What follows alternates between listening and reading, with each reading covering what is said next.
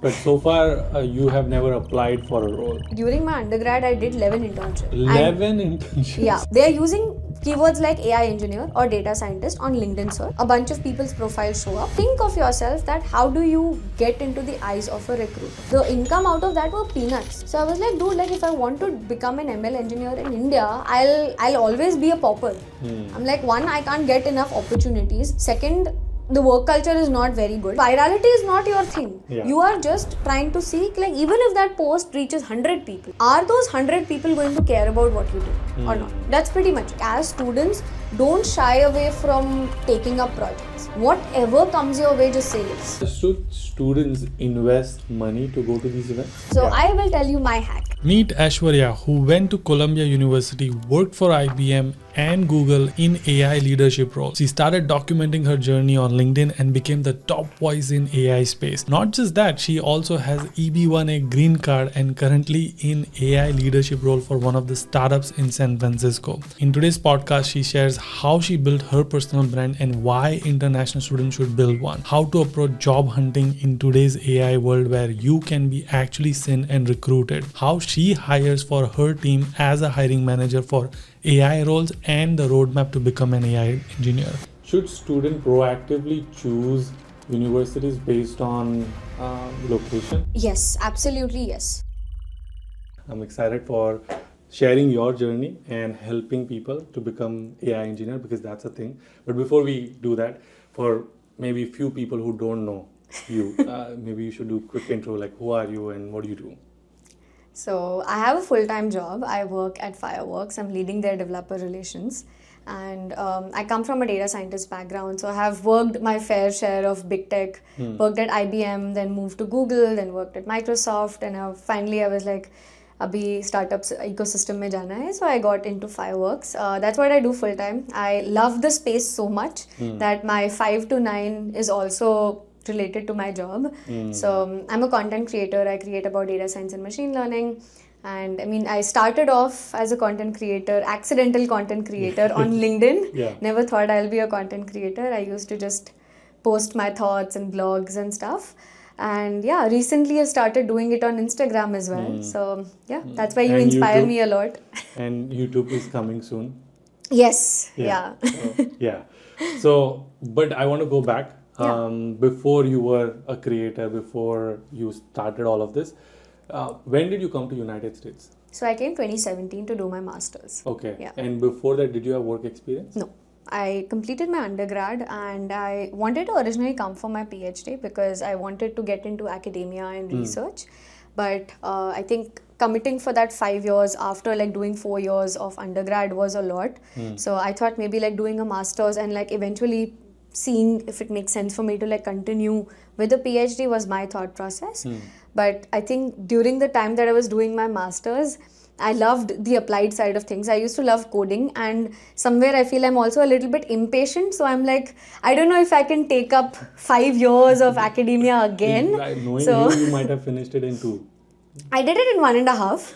I mean that, and my last semester was also, I didn't do any courses. I completed all my courses in 2 semesters.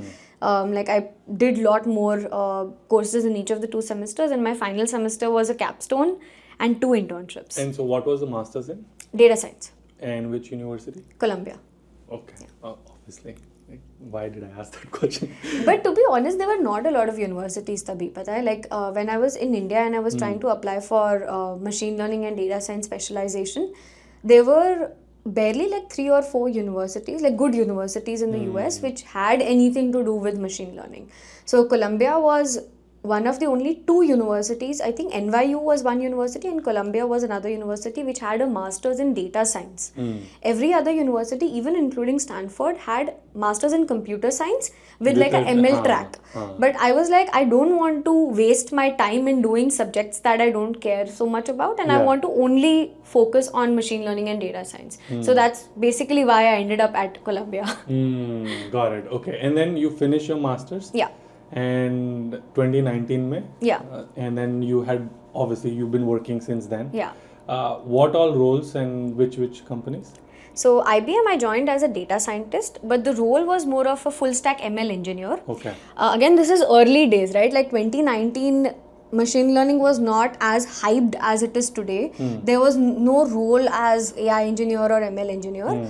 So because my background was in software engineering, but my specialization was building machine learning models, this role was a very good balance to do both.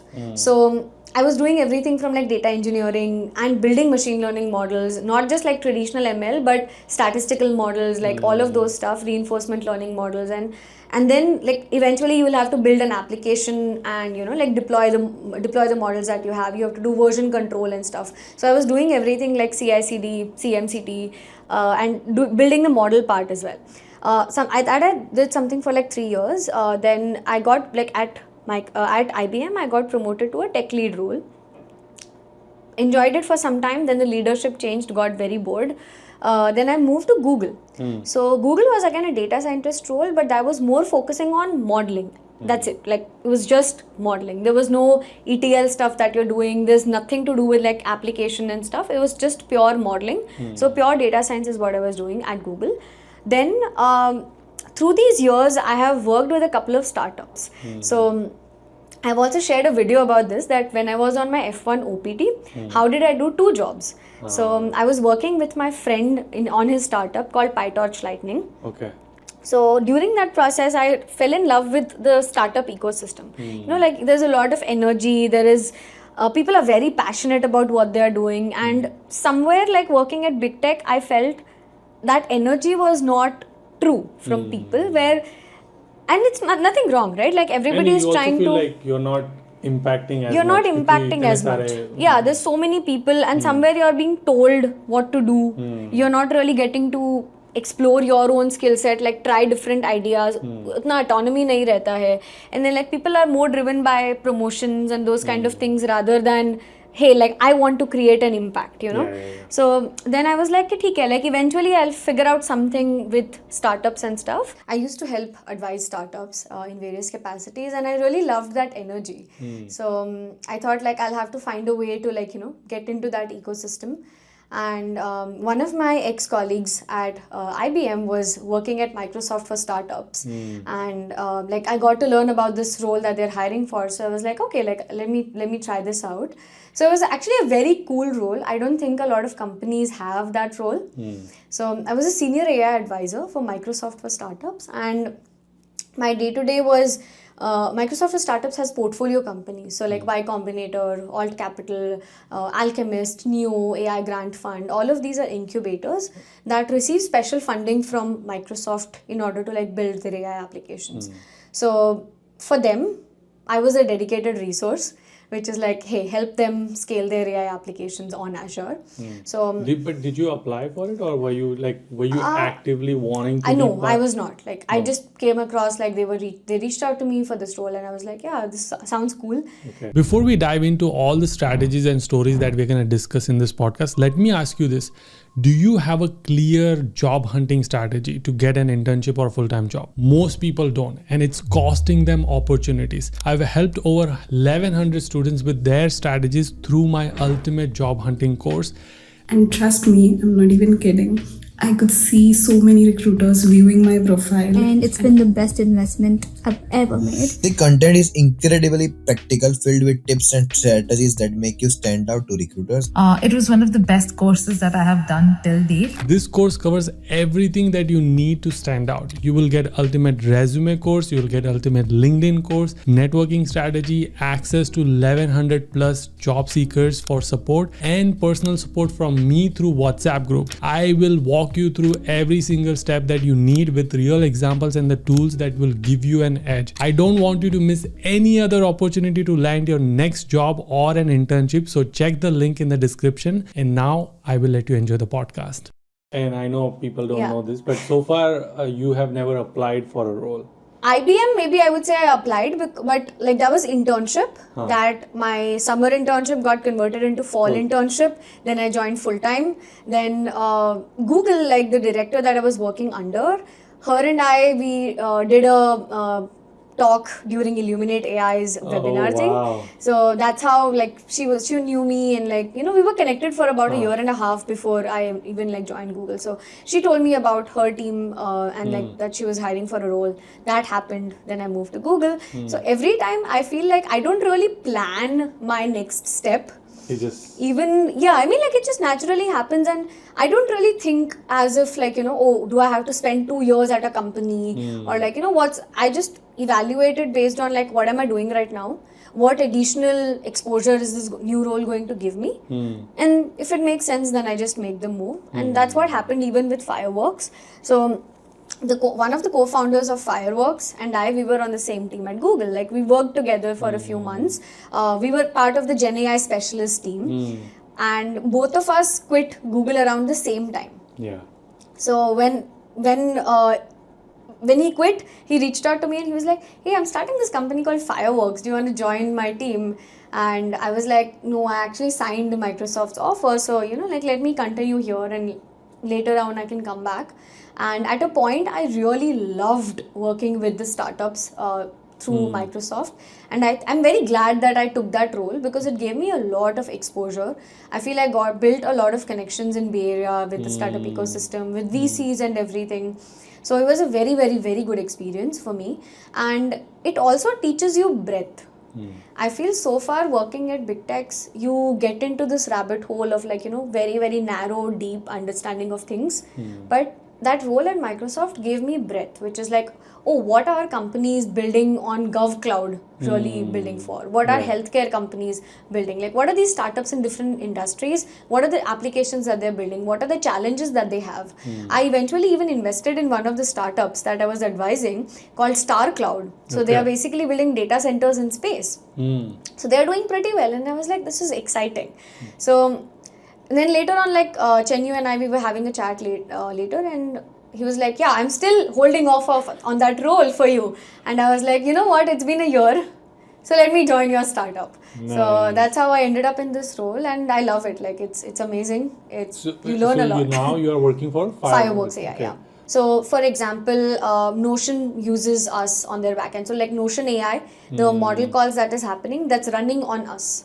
So, that is one of the use cases. Cursor, like everybody is using Cursor, right? Like, they are one of our earlier customers. So, when they were really tiny, they started using Fireworks for their autocomplete, for like code autocomplete. So, their inference is running on us. So, anything that has to do with like really high quality model output and very low latency. So, like you have to like have really fast milliseconds of response.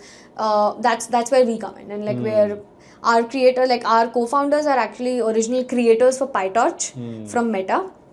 So they've spent doing machine learning for all of their lives. Yeah, I love the journey. So what I want to focus now on is, if someone were to follow this path, or they want to become an AI engineer, because that is what everyone wants to become now. That's what I feel. Everyone I ask, they want to do masters in AI, and they're like, hey, should I do masters in AI? Should they do masters in AI? So it depends on what they want to focus on. Like, that's one thing that I keep telling people. How can someone evaluate? Like, so let's say I'm a bachelor's in engineering in Mumbai. I'm doing this computer science, and now I'm like, okay, I saw this. I want to be like Aishwarya. I want to be AI engineer, researcher. I want to be in this field.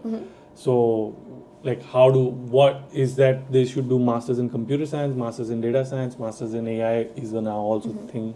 So how should they evaluate that? So I'll give a short answer first, and then I'll get into more of like how to part. So one thing, I have never planned my career. The way it turned out, it was very organic. Every time I thought, okay, like what next from now? And that was all it was about. Like, I've never planned that, okay, like if you ask me 10 years from now what you'll be doing, I'm like, I don't know. Like, I could be doing 10 different things. I could think of like 10 different things that I could be doing. So my short answer is that always think about how do you keep yourself updated. That's what I have done. That's as simple as what I have done, is that every time, when Gen AI came out, I was like, okay, I have a background in deep learning. What is this? It's a transformer model. It's just a more complex architecture of deep learning. So let me start learning that. And next, then more application layers. Then like you start learning toolkits. Like LangChain, if you keep breaking it down, at the end, it is a program. Yeah. Right? It's just a program which is trying to tie things and giving you a framework to do things in a more easy manner. But once you start using these toolkits, you realize, okay, like how does these things work? Now there are unlimited number of softwares that you can learn. So I like using this T approach of learning, which is like T is the top part, top part, and then like the bottom part of the T is where you want to go deep. Deep, yeah. So what I do is for 100% of the things that I'm wanting to learn, I learn them from a breadth perspective. But for 20% of the things which I feel that, oh, this is something I want to do as part of my job every single day, that's what I get deep into. And that's the framework that I feel like anybody should be using if they want to get into the AI space.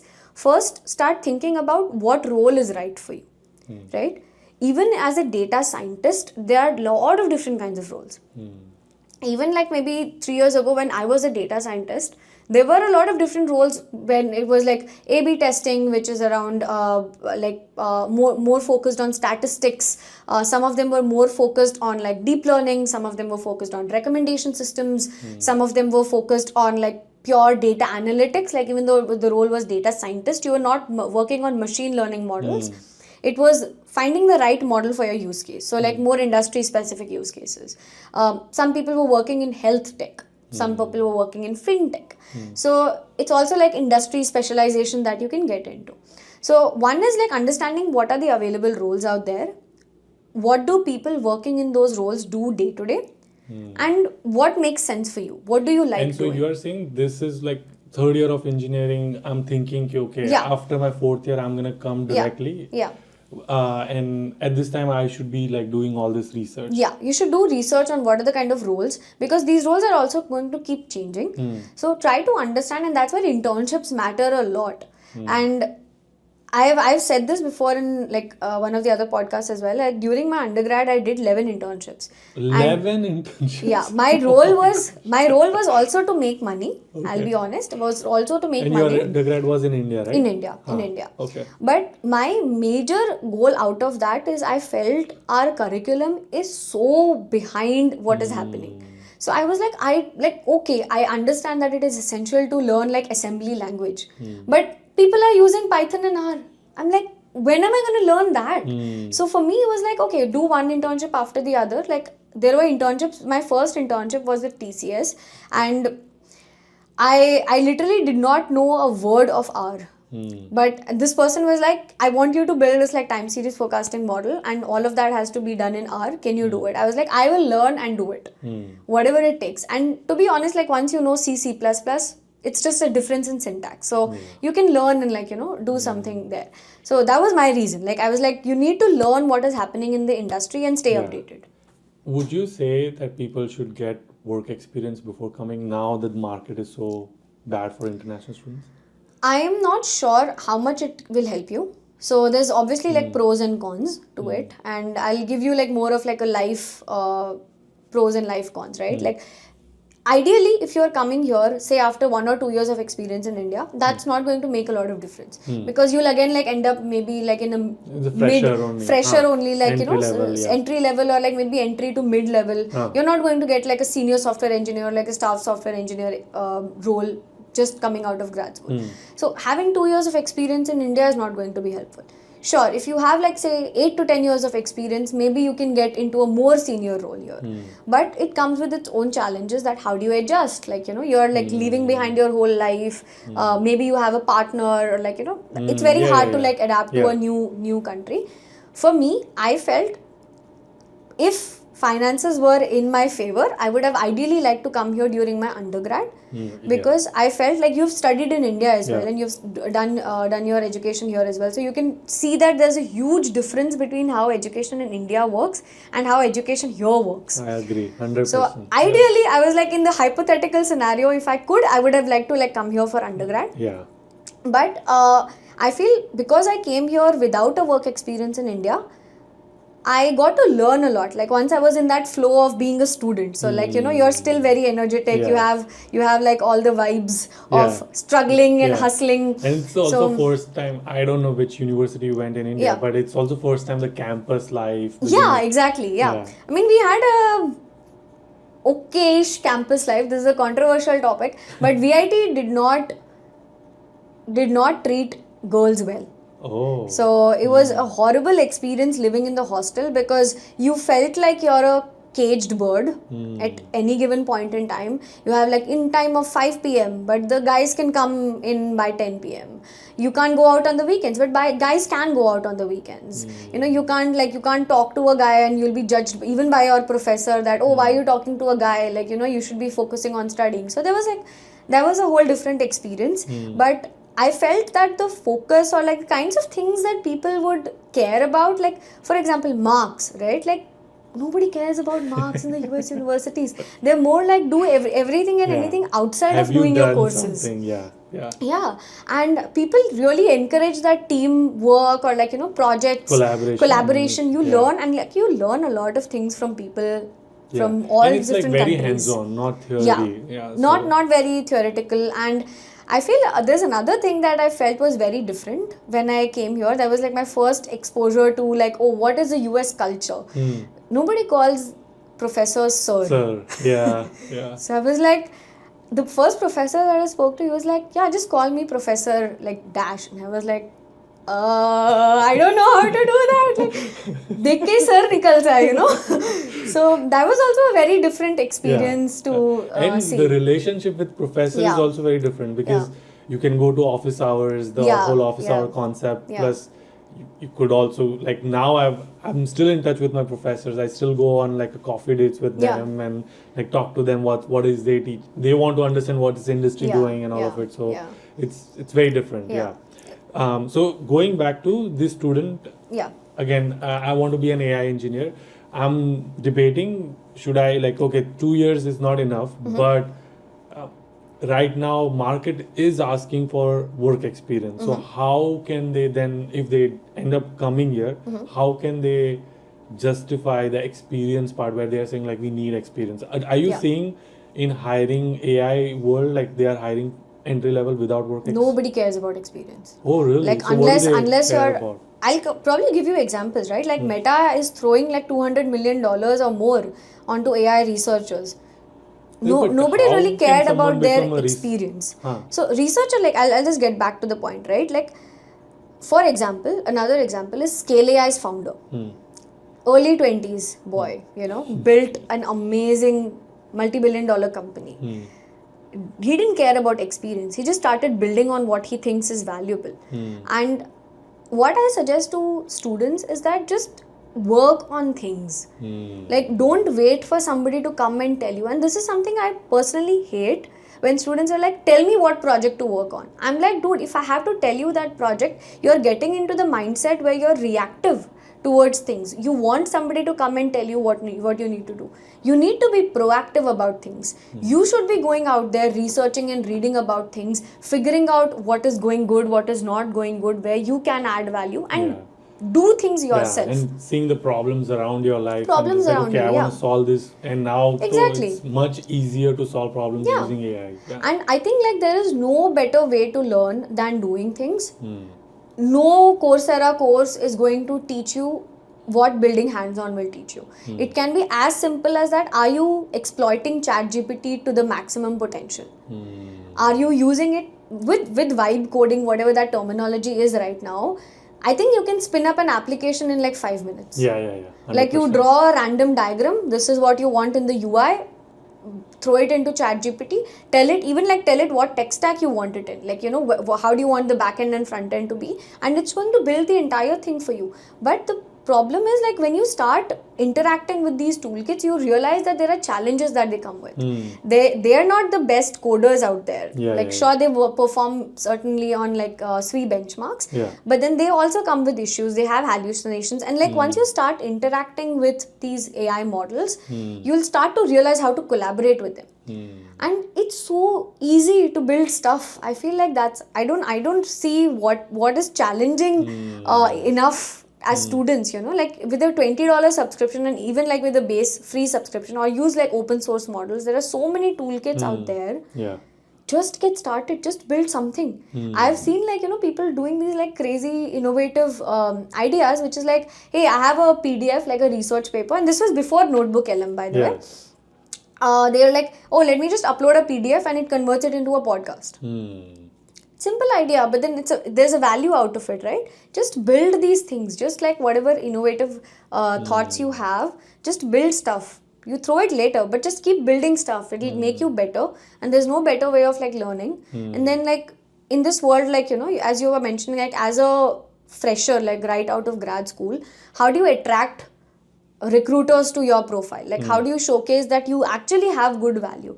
Because getting into interviews is a very farther process, right? Like लोगों को problem तो even resume is not getting picked up, right? Like how do you get in front of them? So the best thing is like my example. People reach out to me on LinkedIn all the time. I've never applied. I'm not open to work, but people reach out to me all the time. Simple reason, they don't know me. If somebody comes and tells me that, oh, like, you know, you have followers, that's why they know you. No, that's not how it is working. Hey, before we move on to the next part of the video, I want to quickly talk about our newsletter community, which you can be part of absolutely free. We are now going strong and we have more than 40,000 people in our newsletter community. So imagine 40,000 people are receiving my newsletter every single week, twice a week, where I break down all of the stories that we did and make it a valuable resource for you. So if you're someone who doesn't have time to watch this and you just want to get an email with all of the resources into an email, that is the place to be. I'll put the link in the description. I'll give you some example. This is the one for Tanvi, where how she got 2 co-ops and she paid off her entire master's fees. This is an example of Maya, where she got 3 co-ops and she paid off her fees plus a little bit of savings. Here is an example of Sahil, who got his green card in 3 years. Here is an example where we shared a bunch of resources on job hunting. So I promise this is going to be a valuable resource for you, and it doesn't cost you anything. If you want to be part of our newsletter community, link will be in the description, or you can go to link.udj.com/newsletter. This is the URL. And now I'll let you enjoy the video. They are using keywords like AI engineer or data scientist on LinkedIn search.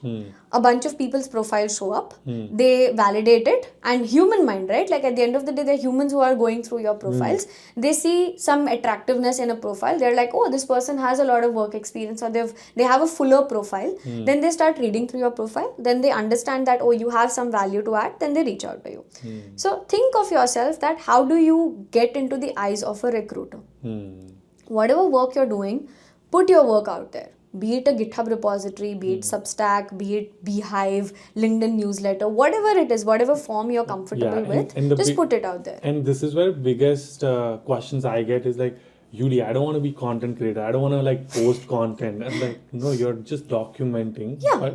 But how can they not be content creator? And because they don't want to like think about ideas like, okay, this post is going to go viral or not. Yeah. So how should they shift their mindset, creating content versus this is my portfolio? Do you think Yang Lekun or Andrew Ang are like content creators? I don't think so. They are just like working on really cool stuff and they share it. So Yang Lekun is like, I'll tell you the difference between a content creator, right? Like for example, when I'm thinking about posting something, I have to think about, oh, what time am I posting at? Am I being consistent in my posts? Is my format of the post following a certain pattern or not? Am I covering these few diverse topics? It's very different. But I can give you an example of when I was not a content creator. Till 2020, I organically built a followership of like 35,000. I never thought I'm a content creator or never intended to be one. Till that time, all my goal is because I was in India and I used to be like, I was telling you, like I do all these internships and the income out of that were peanuts. So I was like, dude, like if I want to become an ML engineer in India, I'll always be a pauper. I'm like, one, I can't get enough opportunities. Second, the work culture is not very good, like I'm being honest about it. And you don't get paid as a researcher, like as a research professional, you barely get paid anything in India. So I was like, I don't want to stay in that place. And I was like, I'll go where the opportunity is the best and you get rewarded for your capabilities. So obvious turn was like, okay, I'll come to the US. So all this journey, I was like, okay, I'm doing projects, I want to attract people's attention. And if I'm reaching out to researchers in London or in the US, for me it was like my profile should talk about my work in its own. Like my cold email is going to be that short. I can't send them like 2000 word ka essay. So I was like, utne se cold email mein they'll end up on my profile and they'll see what I have to offer. So that was my goal when I started off as a student in India doing my undergrad, is that कि मैं कोई भी conference में talk they रही हूँ, मैं college में talk they रही हूँ, मैं ब्लॉग्स लिख रही हूँ हमारे प्रोजेक्ट के बारे में, everything is on my LinkedIn profile. I was not a content creator.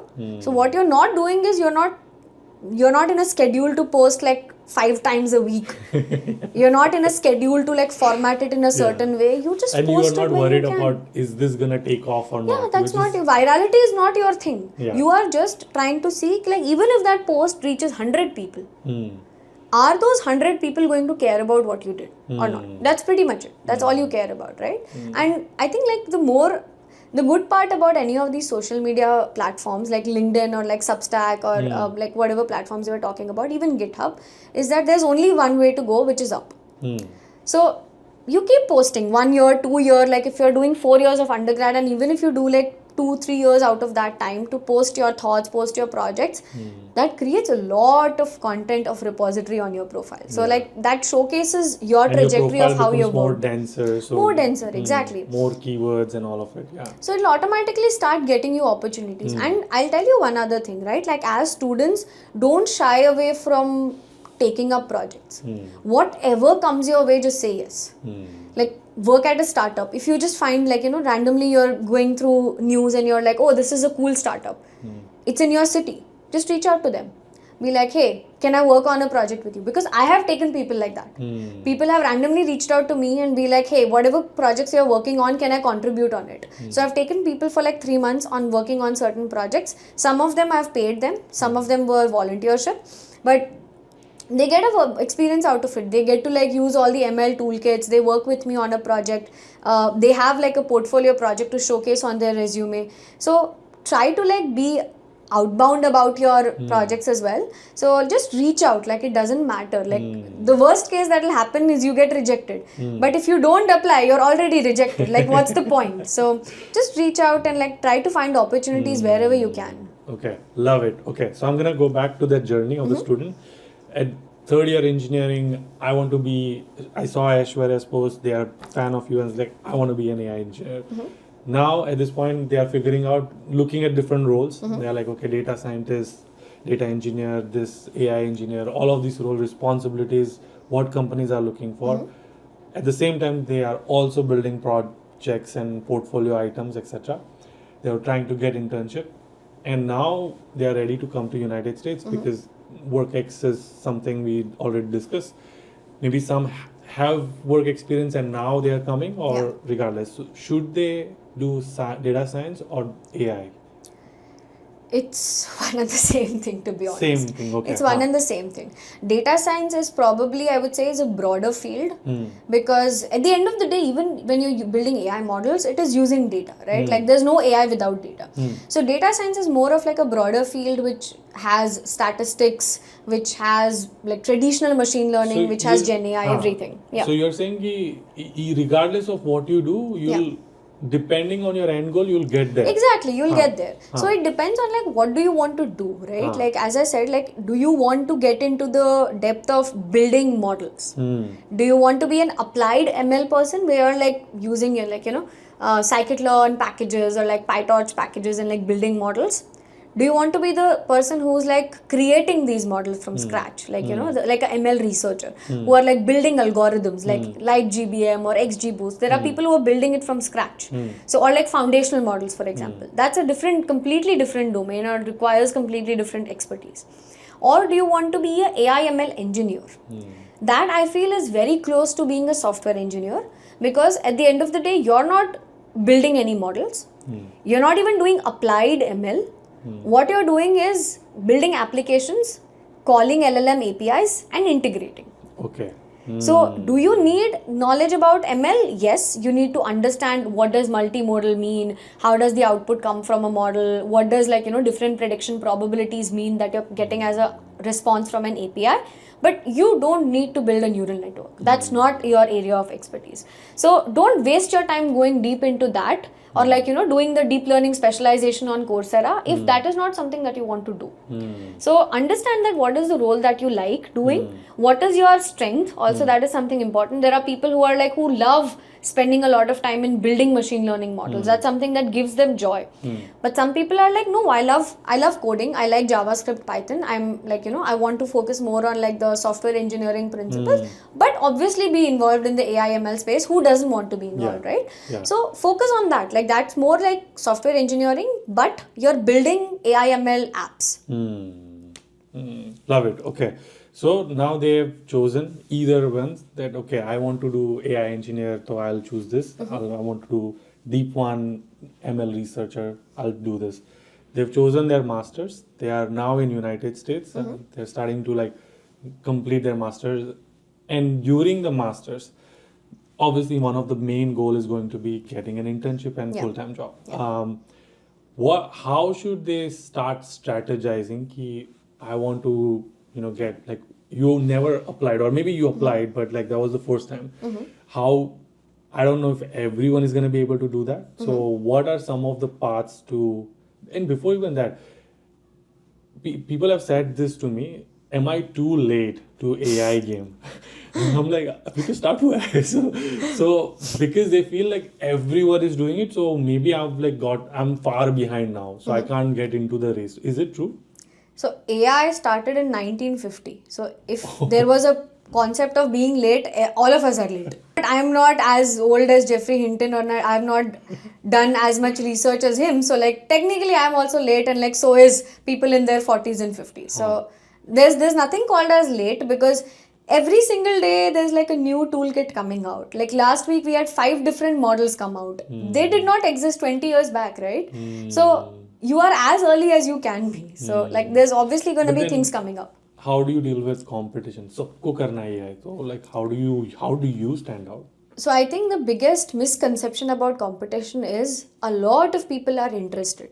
Very less people do.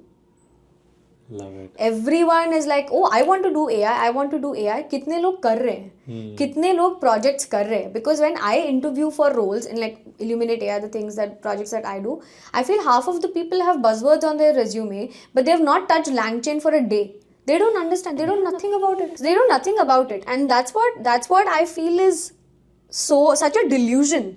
That there are like a vast amount of people who are like, oh, I want to do AI, I want to learn things. But very, very, very, very less people are actually doing something. Everybody is in the rut of like... Can you define what is doing and what is wanting? To, okay, I want to be. Yeah. But what do you mean by doing? So people end up like going on this rabbit hole of like, one post after the other, or like reaching out to people like me, or like, give me a roadmap, give me a roadmap, give me a roadmap. Going through like 10 different courses, but then they end up with 0 projects. Zero hands-on experience. So if you don't have hands-on experience, you have not done anything. And people, like, I feel like another thing is like you need to get out of your shell and try to find opportunities for yourself. Don't wait for opportunities to come to you. That'll happen one day. When opportunities will come to you. Yeah. But when you're starting off in any career, you should be out and about. You should be like, blast yourself everywhere. So imposter syndrome of international students is going to kick in. Like, how I have nothing to offer, so why would someone even entertain me? So how would you answer to them? So if you had told a 16-year-old me that I'll ever get into Google, I'll be like, pagal hai kya? You start off from there. You start off from there. And yesterday during an event, I met Andrew Wang. I spent like 30-45 minutes talking to him. If you had told a 16-year-old me that one day I'll meet 3-dimensional Andrew Wang in person, I would have gone crazy. So I feel like it's always a journey. But the biggest thing is, let's say, like for example, there are times when I'm mentoring somebody and I'm like, you're interested in this, why don't you apply to OpenAI? They'll be like, no, OpenAI to I'll not get. I'm like, okay, you'll not get it for the first time you apply. But why do you say that you'll not get it? That's a very negative mindset to have, because your goal is, I'm not asking you if you can get into OpenAI or not. I'm telling you, how do you plan to get into OpenAI? The goal is that you have to get into OpenAI. For example, let's say that you're stuck into that, hey, this is what I want to do. You will figure out a way to get there. If you start with the hypothesis that I'm never going to get there, then you'll never get there. So instead of saying that, okay, like, will I get a job, or like, will I do this? Ask yourself, how will I? So how will get you the path to get there. So ask yourself, like, don't self-reject yourself that, okay, like, I'm just giving OpenAI as an example because it's one of the top AI startups right now. But whatever your dream company is, try to ask yourself that, okay, what do they need? How can I be somebody that they care about? What are they working on? What can I contribute towards their goals, right? And there are a lot of different roles, right? Like any company has like product managers, like software engineer, customer facing software engineers, so many different roles. So like think about yourself of where do you fit in that company's mission and try to sharpen your skills for that mission. And that is one of the reasons I tell ki like don't do this like spray and pray for job applications. क्योंकि तुम अगर 400 company में apply कर रहे हो वो हर एक 400 company का नीड जो है अलग अलग है and then what you end up doing is you are satisfying 0.01% of each and every company's need. So you are going to get rejected from all the 400 companies. You aim for 4 companies and try to sharpen your skills just for those 4 companies. That will make sure that you're matching like say 90-95% of the skill set that they're looking for and the tools that they're looking for, the experience that they're looking for. That's the way to go. There's no better way to go than that. Like just focus on what roles, focus on which companies do you want to work for, which industries, whatever you want to work for, and then just try to evaluate that where am I right now, what do they need. If one day I want to be a software engineer or an ML engineer at Netflix, what does an ML engineer at Netflix do? What are the qualifications that they have? Once you have that end goal, you can build towards it. That's as simple as that. I love it. And then I know you started to say, and I interrupted you, that go and get opportunities for yourself. And this is like, I've said this also in multiple podcasts and multiple videos, that you need to get out of your comfort zone, like you said, and do it. But then they're like, they just don't know how to do it. And I'm like, what have you tried so far? And the answer is usually, oh, I emailed this one person and they never responded. So they just give up. What are your like ways, what have you mentored students where they have said, you should get opportunities? So what do you mean? Like, is it Twitter, LinkedIn, email, all of above? So all of above, and most importantly in-person events, which I feel is like very, very underestimated. And I'll tell you, one of the things that is never going to work is reaching out to people cold and being like, referral de do. That's never going to work. So what I like, and there are like a few people that work on my team right now, when I picked them up when they were students, and what I found was very different in their profile is that they were trying to create value for me. When they were trying to get my attention, they were trying to create value for me rather than being like, hey, help me. Or like, give me a referral. And can you go deeper? I mean, like one of the people who works in my team, like she used to comment on a lot of my LinkedIn posts and not like random comments. Like she'll put like thoughtful comments, and she like once sent me like a detailed email about like, she was like, hey, you're doing these things, these are great. But then I think you could also like do these 3 other things which will like really improve the kind of content that you're creating, or like these are some of the things that people are looking for, but you're not really like catering to that. So she was trying to add value to me. And it's been 3 years since I'm working with her. She's also like a full-time data scientist now. She graduated from her undergrad. She's like doing a full-time job for herself. But then that's how I got in touch with her. Similarly, like I feel touchwood, like I have been able to like build relationships with a lot of people, and like all the like opportunities that I'm talking about, or like even right now, like whatever things come my way, it has come from like organic relationships. So I meet somebody at an event and I'm like, just exchanging ideas. It's not the expectation that, oh, like this person is going to give me a referral, or like, there's no ultimate goal towards that, but you're just trying to genuinely share your thoughts. And it is simple statistics, right? Like the more smarter people you meet, the more you expand your network, the more opportunities is going to come your way. That's as simple math as it can be. But Aishwarya, I'm introvert. How do I talk to people? You talk to people with whom, so I feel there's part of me which is also an introvert. I am very socially awkward when I'm around. Saying like this is what students will tell me. I'm introvert, I'm so shy, I don't know what to like say, I don't know like how to approach, what do Yeah. I tell them, like these companies are there, I don't know what to even like have conversations. Yeah. So I'll give you my example, like how I started off, right? I feel I'm socially awkward with people who don't talk my language. Like if somebody, he's like a sports fanatic, I'll be like, I don't know anything about it, right? Like then I get like socially awkward. But if somebody is talking about tech or things that I know, then I'm like, Yeah. now I'm suddenly an extrovert. So it depends on like the people that you're talking to that really changes your mindset. So one of the basic things that I would tell is like whenever you're meeting people, try to look at them without titles. I'm meeting Yudi. I'm not meeting a software engineer at whatever or like a director at some company. So try to meet them as people, like talk to them about their day to day and something that's also like related to the conversations that you want to have with them. Ask them, oh, what's the latest book that you read, or like did you come across this news, what are your thoughts, did you hear to any interesting podcast, or if you heard of something you can say like, hey, I just heard this like A16Z podcast, it was very interesting to me, I was talking about this, what are your thoughts? So start with topics which you're comfortable talking about, because every time that you're in a social setting, the times you get awkward is when you're talking about things that you're not good at. So if there are things that you're good at, or you're like, you're comfortable talking about, that awkwardness will go away. So try to treat them as people and like, ask them about how was your weekend, or like, whatever that is, like, whatever that points of communication is, it's not small talk. I don't agree that it is small talk, because you're still like trying to get value from each other. Yeah. And you're talking about work, whatever that work is, tech, non-tech, whatever that is for you. So try to have that conversation. It is going to feel awkward a lot of times before you start feeling comfortable. But if you don't start today, you'll never get better at it. Should students invest money to go to these events? That's another. It depends. Another It thing. depends. So Yeah. I will tell you my hack. So what I used to do a lot is get involved in my university events.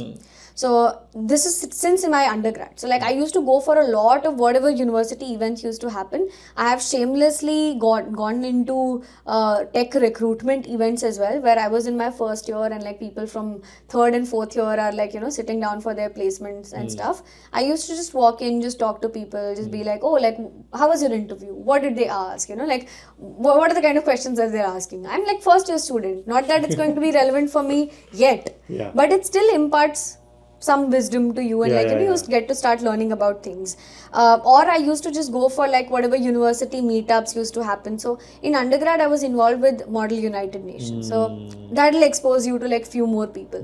So whatever came my way, I was like, okay, like for me the goal was I don't want to sit in my hostel room. However I get to meet people, just go meet people. Same in Colombia? Same in Colombia. So Colombia had way less time for me, Right. for sure, because I was more involved in like projects and stuff. But even during Colombia, whatever it took, I never like spent my time in the room. So when I was doing my internship at IBM, like during my summer internship, I'll always try to find ways. And I'll tell you, like, people used to think that I'm crazy because if you're working on something and people are taking like a 20-minute break, I'll just go stand in the coffee counter, like in the coffee station, and just talk to people randomly working there. Like I'll just randomly talk. I'm like, oh wow, hi, like this is my name, like what team are you on, what are you working on? Oh, I'll just yes. randomly Yeah, start yeah, talking to yeah. people. I used to not like corner myself, like, oh, Yeah, these this people is my like team interns and, team, and like I'll only talk to these people. I'll just like randomly say hi to anybody who's interesting. I'll just be like, hey, I like your shoes. Oh, I'm Aish, like what team are you part of? Just have a conversation with people. And that really helps. I got to meet people from like various different teams, and then they'll remember you. They'll be like, oh, like there's this meetup happening, do you want to come and join? So it's all a ripple effect, it's all network effect. Like one thing will spark 10 different ideas, that 10 will reflect like 1,000 more ideas. So it's all that like one initial start that you have to put yourself out there. And even today, even though however painful it is for me to keep traveling back and forth to San Francisco, I keep doing that because at events I just meet amazing people. But and this is where I was gonna go there. So there are students obviously going to San Jose State, and San Francisco is like an hour-ish drive. They will say, in these events, like nobody's giving me jobs, so why should I go? Like it's not a job. See, that's where you're like going into like what am I getting out of it? Your goal is to build network. if you meet 1,000 really talented people, one of them will have a right opportunity. So, like, when will I get the job offer? That's the another thing. No? So a lot of people actually recruit during when they're meeting at these events. Like for example, I'm hiring for my team. If I'm going for events, I'm not actively like I've not put a booth there and like give me your resumes. That's not how I'm thinking about. Yeah. But if I meet somebody and I'm like, oh, like I'm hiring for my team and this person seems like a good fit, I might just tell them to like have a call with me later. So if you end up meeting like that? multiple times. Wow. Multiple times. So that's the point, and right? what impressed you? What was the conversation that impressed you? This is interesting. Like I should talk to this person. So I had met this person during one of the conferences, a student, and I was like, person was just saying that, hey, I'm like a grad student and like I'm thinking about these ideas. I want to like get into a job, but I'm like struggling. I don't know how to go for next. Then I started talking to him about what are your interests, what are the things that you want to do.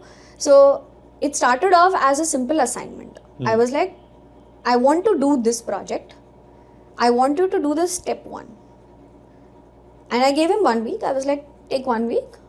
After a week, we'll sync and we'll see, like how we have built that stuff. Within 3 days, he gave me the update. He was like, I did this. And for me, it is not about like, oh, is this person the most smartest software engineer out there? No. It was about the proactiveness that they had. He learned a bunch of things in those 3 days and built something out and showed it to me. So I want somebody like that because see, at the end of the day, the tech stack keeps changing. Things keep evolving. I am not looking for a person who's 100% skilled at something. I'm looking for somebody who can skill himself at something. Yeah, I love this. So we've talked a lot, and I know we're already like an hour.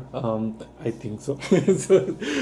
So I want to bring you back and do like part 2, 3, 4, 5. But I also want to talk about these are the ways to get interview calls. Okay, but how do people prep to crack the interview calls? Like what does the interview process look like, and how should they prep for it? So I think interview process also differs company to company.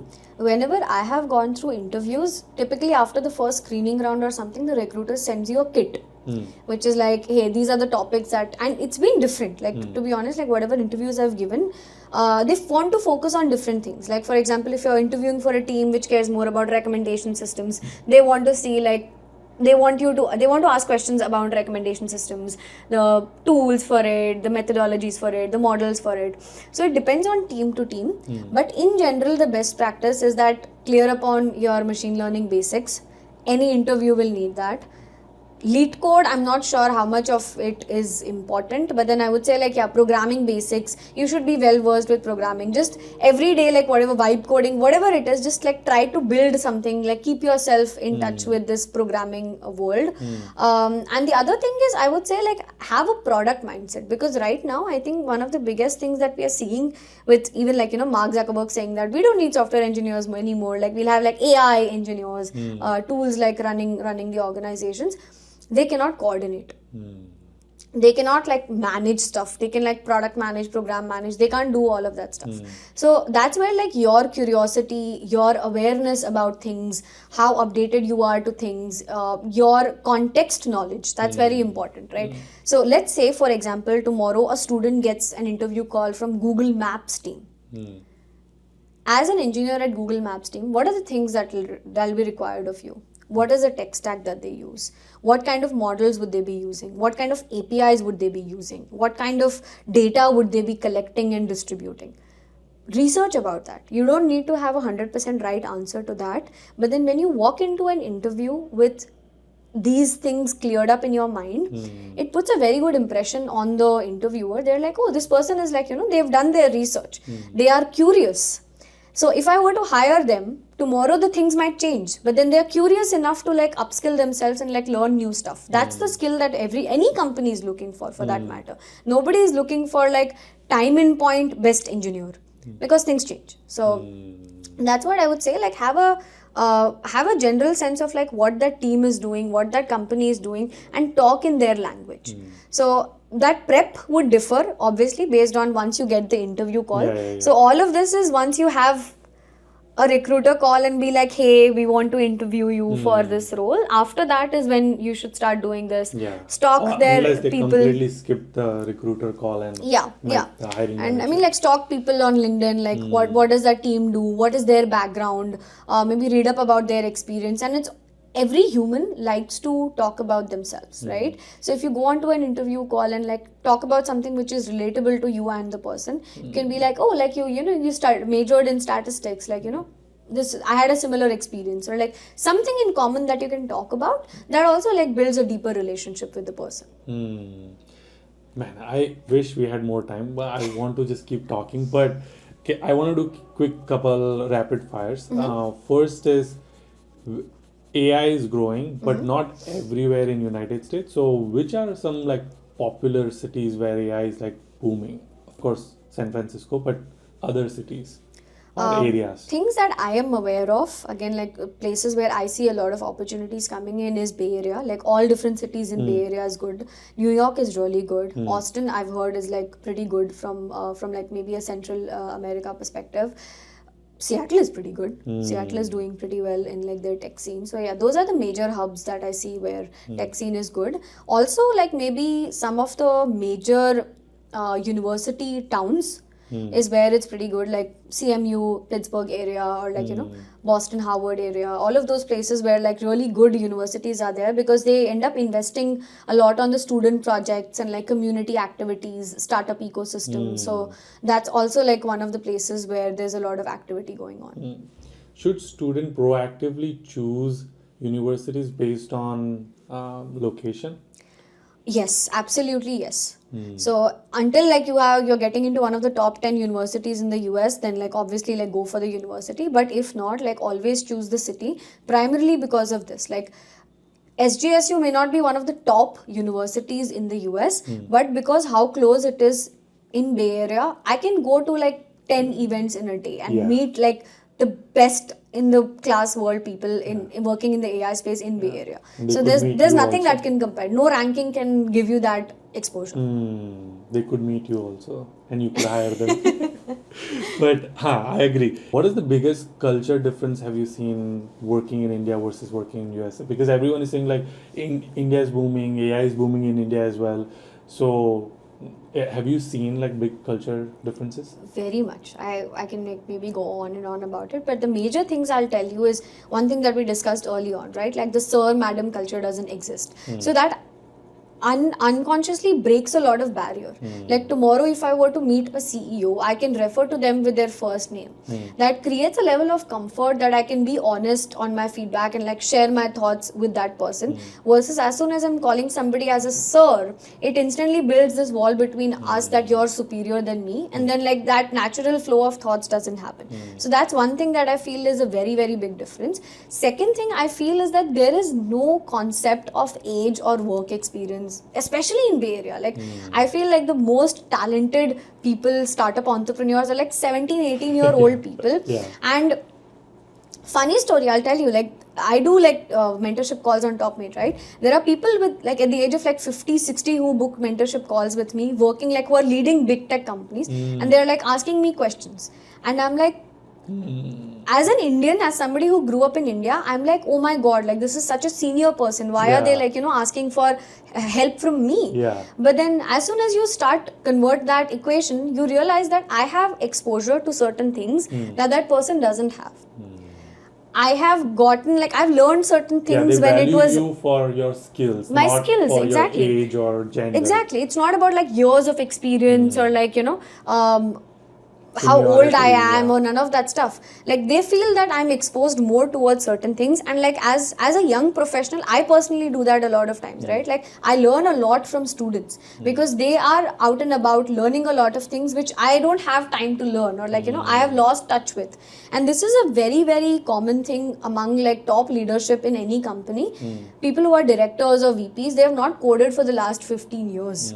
So they don't know what the latest packages in Python are or what are the LLM capabilities, because they have gotten into the leadership and people management. So they don't know what's happening in the deep tech world. So that's why they want to talk to me. So that's the biggest difference. I feel like it's all about meritocracy. It's all about like what you know, what you're skilled at, and Gender to some extent, don't get me started on that, but then some extent I feel that still exists.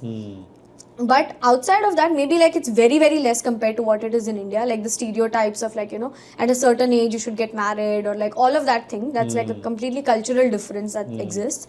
But outside of that, I feel your age, your years of experience, your university degree, which university did you graduate from, all of these brand names don't really define you. What defines you is that what are the things that you've contributed to. Yeah, love it. Before we end, what's the one advice would you give to aspiring AI engineers or students who are wanting to come here?